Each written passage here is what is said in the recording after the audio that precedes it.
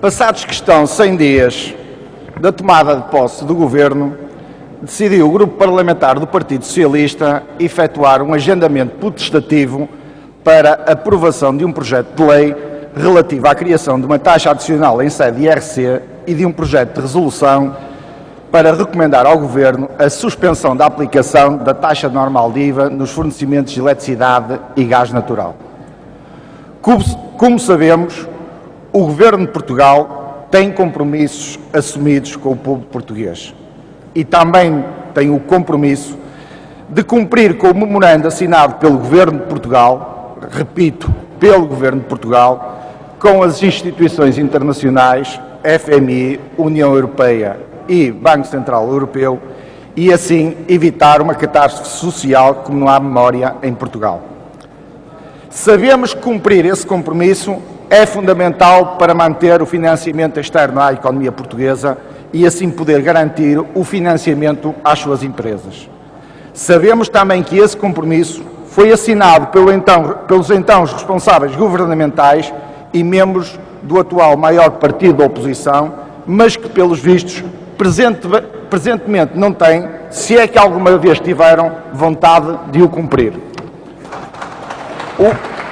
O atual Governo não se desculpa com o passado, mas temos que recordar sempre a todos os portugueses que, se não fosse a governação do Partido Socialista, muitos destes sacrifícios, se não todos, que hoje somos obrigados a pedir aos portugueses, poderiam ter sido evitados. Mas, senhoras e senhores deputados, felizmente para Portugal, hoje o seu Governo é liderado por pessoas de bem. E como pessoas de bem que são, os seus responsáveis estão a fazer e no futuro não se pouparão esforços para honrar os compromissos do país, contrariando a filosofia de engano e de ocultação da verdade que foi a panágio da governação nos últimos 6 anos.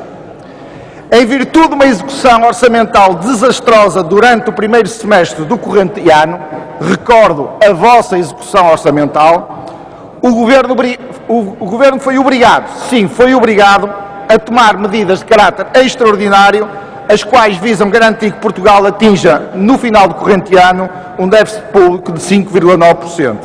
Objetivo esse que não podemos falhar. O Governo só está a fazer aquilo a que está obrigado e que, pelos vistos, o maior partido da oposição estranha. Governar de forma proativa, sempre em defesa do interesse nacional. O incumprimento do memorando assinado com as instituições internacionais não é, nem nunca poderá ser, opção. Nesse sentido, a implementação de um conjunto de medidas orçamentais corretivas permitiu que os organismos internacionais envolvidos na ajuda financeira a Portugal tivessem efetuado uma avaliação muito positiva do grau de cumprimento dos compromissos assumidos. É fundamental para Portugal restabelecer a sua credibilidade internacional, demonstrar a esses organismos que somos e estamos diferentes. É assim que a credibilidade se recupera. Em caso algum podemos nos arriscar a ser comparados à Grécia. E foi no âmbito da implementação dessas medidas corretivas que o Governo de Portugal propôs, e bem, a esta Assembleia passar a aplicar a taxa normal de IVA aos fornecimentos de energia a partir de amanhã. Esta é uma medida prevista no memorando da Troika, já conhecida por todos. Não é nenhuma novidade. A única novidade poderá ser a necessidade da sua antecipação e, sobretudo, ser uma medida em que o Governo não fugiu à responsabilidade da sua implementação e, dessa forma, não se transformar em mais um compromisso não assumido, conforme estávamos todos habituados com o anterior Governo. É óbvio que um Governo responsável só toma uma decisão desta natureza depois de ponderar e analisar todas as implicações práticas da sua introdução. Um aumento de qualquer tipo de imposto, direto ou indireto, deve ser sempre a última opção e, dada a conjuntura de emergência financeira em que Portugal se encontra, esta teve que ser a opção. Mas mesmo com a implementação desta obrigação contratual já previamente assinada com a Troika, o Governo não deixou de ter a sensibilidade social adequada, criando uma tarifa social aplicável a famílias com menores rendimentos e que, conforme já divulgado, vai beneficiar mais de 700 mil famílias no caso da eletricidade e de 150 mil famílias no caso do gás natural.